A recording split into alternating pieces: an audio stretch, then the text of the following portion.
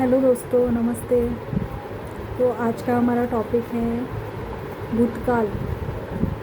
Past में जो हमने गलतियाँ की है, जो हमारे साथ घटित हुआ है, उसको छोड़कर, उसको पीछे छोड़कर हम जीवन में आगे कैसे बढ़े। बहुत से लोग हैं, बहुत से नहीं, हर कोई हर किसी का पास्ट बहुत पीड़ादायक होगा, बहुत दर्दनाक होगा।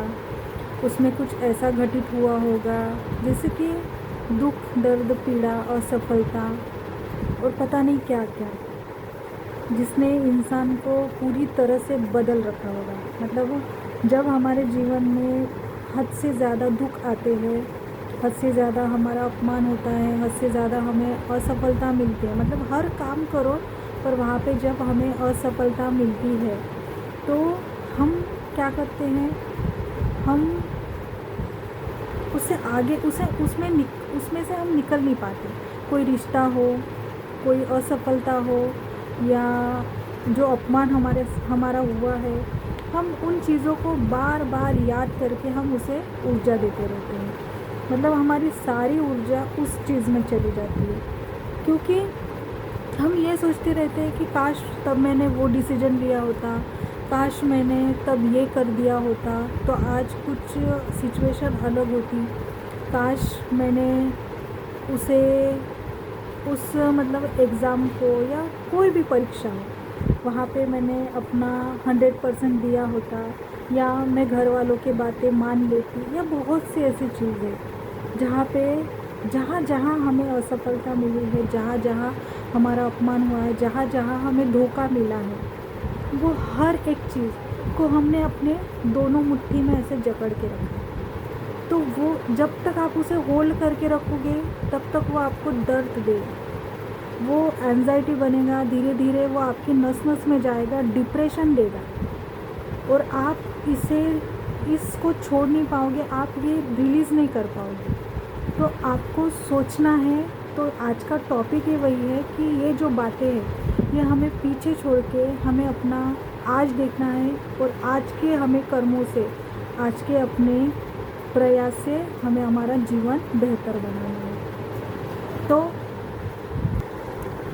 फॉर एग्ज़ाम्पल, जैसे कि आप देखा होगा कि जो कंप्यूटर का रैम होता है, तो उसमें बहुत सारी मेमोरीज जो हम वर्क करते हैं हम वहाँ पे पूरा लोड करके रखते हैं। तो उसमें जितना हम वर्क करते हैं, हम जितना डेटा जमा करते हैं तो उस रैम में सेव होता है।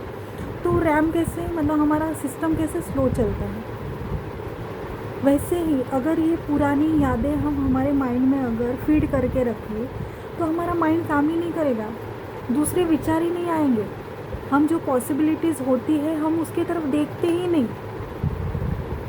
मतलब इतनी बुरी तरह से हम पीछे की बातों को जकड़ कर रखा है हम लोगों ने कि हम कुछ सोच ही नहीं पाते। तो कहने की बात यह है कि जैसे कंप्यूटर भी स्लो हो जाता है, अगर रैम अगर उसमें बहुत सारा डेटा हो तो कंप्यूटर भी स्लो हो जाता है, तो फिर तो ये मानव शरीर है, ये कैसे काम करेगा। तो ये हमें सोचना चाहिए। जैसे कि जो संत है रामकृष्ण परिहंस जी, तो वो कहते हैं कि पुरानी बातें, ये पुरानी यादें जो होती है वो राख की तरह होती है, और ये राख सिर्फ हमारे आँखों में धूल झोंकती है, हमें मतलब इल्यूजन में रखती है। पुरानी बातें याद कर करके, क्योंकि हमें मज़ा आता है ना, पुरानी बातों को याद करने में मज़ा आता है, क्योंकि अगर पुरानी बातों में सुख होगा तो हमें सुख देगा, अगर पुरानी बातें में दुख होगा तो हमें दुख देगा। क्योंकि आप ही सोचो, आप जब पुरानी बातें, कोई अच्छी बात याद करते हो तो आपके चेहरे पे मुस्कान आती है, आपका मन प्रसन्न होता है और आपको अच्छा फील होता है। लेकिन वैसे ही अगर किसी ने आपका पुराने मतलब पास्ट में अगर किसी ने आपका अपमान किया हो, या किसी से आपका बहुत मतलब गलत कुछ हुआ हो, अगर वो याद करेंगे तो उससे हमारा मेंटल पीस हिल जाता है पूरी तरह से। मतलब इतना बेकार, मतलब वो एक कहते हैं ना कि हमें कोई हमें कोई दुख नहीं दे सकता। हमें इस दुनिया के लोगों में इतनी ताकत ही नहीं है कि हमें वो दुख दे। हमें असल दुख हमारे विचार देते हैं। जो आप विचार करोगे ना, कहते हैं प्रेमानंद बाबा जी ने भी कहा है, बहुत लोगों ने कहा है, आकर्षण का सिद्धांत में यही कहता है कि आप जो सोचोगे वही आप बनते जाओगे। तो देखिए, पुरानी अगर हंसी की बात, मजाक वाली बात, प्रेम वाली बात अगर आप याद करोगे तो आपकी फिर से वही फीलिंग्स जागरूक होगी। और आप नफ़रत वाली याद करोगे तो ये मेरा पर्सनल अनुभव है, मेरा पेट से लेके मेरे मुंह तक मुझे इतना गुस्सा आता है, मतलब वो पुरानी बात याद करके फिर मैं खुद को बोलती हूँ रिलैक्स रिलैक्स, वो हो चुका है, अब उससे कुछ लेना देना नहीं, रिलीज़ कर दो। एक डीप ब्रेथ लेके इनहेल एक्सेल करके उसे मैं छोड़ देती। तो यही बात होती है कि जो हम सोचते हैं ना, तो वही हमें अच्छी या बुरी फीलिंग देते हैं। तो हमारे विचार ही हमें अच्छे और बुरे फीलिंग देते हैं। तो जो पास में हो चुका है उस बारे में बार बार याद करके खुद के मन को दुखी करना, ये अच्छी बुद्धिमत्ता नहीं है। हमें वो पुरानी बातें छोड़नी होगी पूरी तरह से। जो हो गया, जैसा हो गया, जितना बुरा हो गया, वो हमें छोड़ना होगा और एक्सेप्ट करना होगा कि हाँ, ये मेरा ही कोई कर्म था। मैंने ही अनेकों जन्मों में ऐसे ही कई कर्म किए होंगे। देखिए, अगर आपका सच में आप जब आध्यात्मिक रास्ते पे चलोगे तब आप ये जानोगे कि अगर आपने आपका कर्म गलत नहीं होगा ना, तो आपको एक चींटी भी नहीं काट सकती, आपको एक मच्छर भी काट नहीं सकता, आपकी आँखों में इतना सा भी धूल नहीं जा सकता। ये बात आप समझिए। अगर आपका कर्म गलत नहीं है ना, तो किसी में इतनी ताकत नहीं है वो आपको पीड़ा दे सके। लेकिन हमारे ही, आपको पता नहीं है, जो हम बोलते हैं 84 लाख योनियाँ,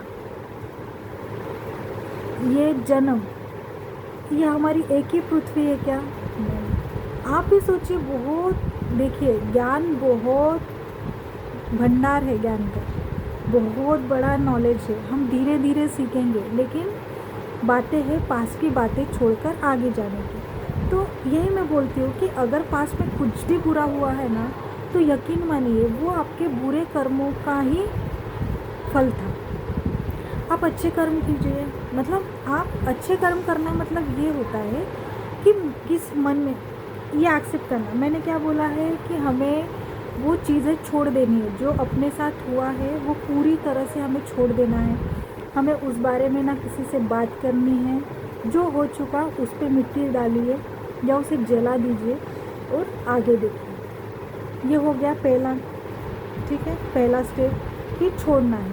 फिर एक्सेप्ट करना है। एक्सेप्ट, आप जैसे हो, जो आपका रूप है, जो आपका रंग है, जो आपका स्किन टोन है, जो आपका टेक्सचर है स्किन का, जो है भगवान ने आपको जो दिया है वो एक्सेप्ट करना है। देखिए, हमने देखा है बहुत सुंदर भी होते हैं और मालिक जैसे बनाते हैं वैसे। हम किसी को अच्छा बुरा नहीं कहेंगे, हम किसी का मन नहीं दुखाएंगे, हम सिर्फ अपनी बात रख रहे हैं कि हाँ, हम कर सकते हैं, हम हील हो सकते हैं। सेल्फ हीलिंग जिसे कहते हैं, हाँ, हम वो हो सकते हैं।